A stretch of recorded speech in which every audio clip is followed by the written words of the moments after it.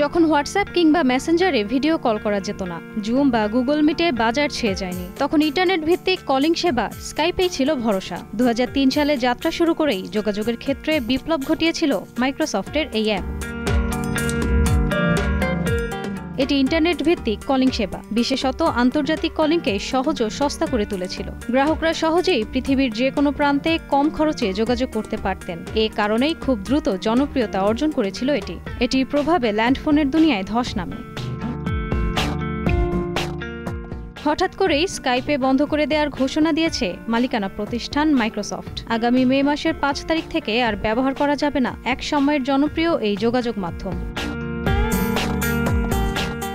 Microsoft জানিয়েছে, ব্যবহারকারীদের আরও আধুনিক ও কার্যকর যোগাযোগের অভিজ্ঞতা দিতে স্কাইপে বন্ধ করে টিমসকে অগ্রাধিকার দেওয়া হবে। প্রতিষ্ঠানটি টিমসকে মূল যোগাযোগ প্ল্যাটফর্ম হিসেবে সামনে আনতে চাইছে।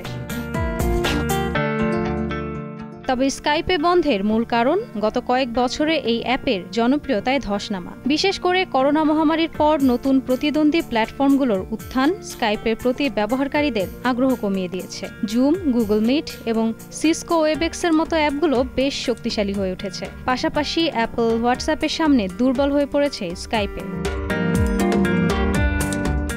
মাইক্রোসফট জানিয়েছে, স্কাইপে বন্ধ হয়ে গেলেও ব্যবহারকারীরা তাদের আগের সব সুবিধা টিমসে পাবেন। স্কাইপের বর্তমান ব্যবহারকারীরা তাদের অ্যাকাউন্টের তথ্য দিয়ে মাইক্রোসফট টিমসে বিনা খরচেই লগ ইন করতে পারবেন।